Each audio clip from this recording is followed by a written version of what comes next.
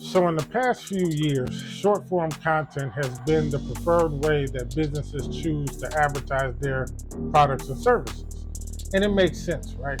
A lot of people are going to YouTube and TikTok and consuming this short form content in unimaginable numbers.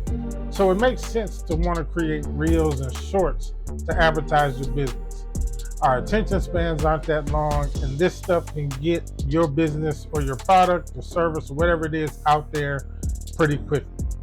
But what I see is far too many businesses really don't know how to create these reels in order to get the maximum amount of views and retention they need in order for it to make a difference. So in this video, I'm going to give you guys some practical ways to shoot your reels and what you need to do. And it doesn't have anything to do with the gear that you use. So let's get started. When the truth don't work, you start telling lies. Thought you were down to ride, you weren't down to ride. Caught switching, you were picking sides. So I'm going to split this up into two categories. One is pre-shoot and the other one is prep. And the reason why I'm breaking this up is because there are some things that you're going to have to do and figure out even before you get to the shooting process. So let's get started. So the first thing with the pre-shoot is determine what it is that you want to accomplish. If you don't even know what your reel is doing or what it is as a business that you're trying to convey, then it isn't going to matter what you do. You have to have a clear-cut plan on what it is that you're going to accomplish. So your reels are part of your marketing. With that, you need to have a plan. You need to have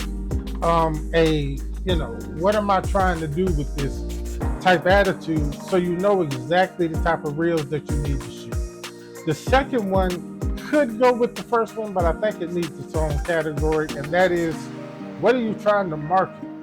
So once you figure out what the reel is trying to accomplish or what your marketing is trying to accomplish, then you need to figure out what it is that you want to market, whether it's the business as a whole or is it a particular product or service that you want to highlight. This is going to determine how you shoot your reel. Either you're going to just show the business of people just in your business shopping or buying whatever it is they're doing, or is there a particular product that you're going to showcase, or is there a particular service that you want to make sure that you highlight in this reel. This is something else you need to write down and get in your head of what it is that you want to market. And the third thing is determine who this is for. So if you have a business that sells women's clothing, well, trying to market to men might not be the best way to go. Or if you have products or services that are geared more toward a younger crowd, then you want to put your reels on the platform that caters to the younger crowd. So if you take something like TikTok is great for entertainment. So if you are creating reels that have good entertainment value, then TikTok may be a great place for you to post. Now, if you have a reel that's more educational and you're trying to teach somebody something, then YouTube is a great place for that. YouTube is where a lot of people go. It's where I go when you want to learn something and when you're trying to find out some information. And the shorts are just a great way to find this information quickly. All right, so now that we got the pre-shoot out the way, let's go to the prep. Now, what I mean by prep is these are the things you're going to do in preparation of the shoot. Once you've done the pre-shoot checklist and you've figured out what you want to accomplish and you figured out what you're trying to market and you figured out who's it for, now you move on to these things. And the first thing may seem simple, but trust me, a lot of people don't do it. Even myself, sometimes I forget. And that is clean the camera lens off. So a lot of people are using their phones to create these reels. I'm using my phone to actually shoot this video. And it's in your pocket all day, you're taking it in and out, and the camera lens will get dirty. And so when you pull it out to do your reel, make sure I don't care if you just use your shirt or something, clean the lens off. It does not matter if you have the newest iPhone 86 Ultra Pro greatness, whatever it is. If the camera lens is dirty, then the footage is going to look like crap. And you know that when you click on something, if it immediately looks like crap, you're not even going to stick around to watch to see what the people are talking about. So clean your lens off first thing when you pull it out. It doesn't matter if you're using a phone or a regular camera, wipe the lens off. Now, this second one for me was a little bit hard because I'm a filmmaker and a videographer, but that is shoot vertical. And what I mean by it being hard is that as a filmmaker, I shoot everything horizontal landscape, and I've always preached that you get the best image when you do it that way. But if you're a business just trying to capture content to make your reels, shooting vertical is probably the best way to do this. That way you know everything that you want to show is in the frame.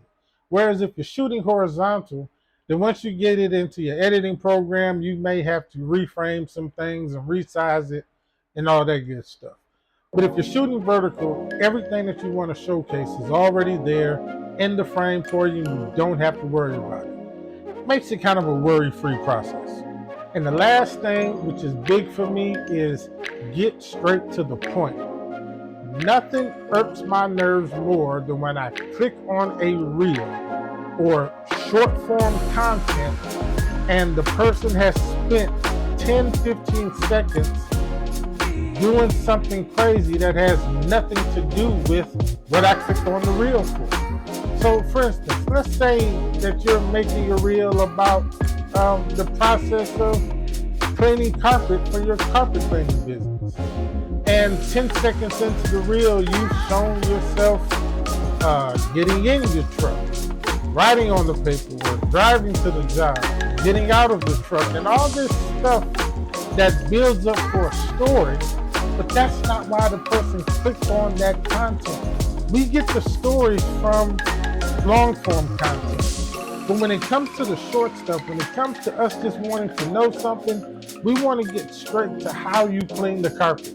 That's why we clicked on the reel. That's why your reel popped up in the search. So get straight to the point. Don't make people wait for the content that they clicked on your reel to see in the first place, because chances are they just won't click it. So I really hope that these steps help you out, man.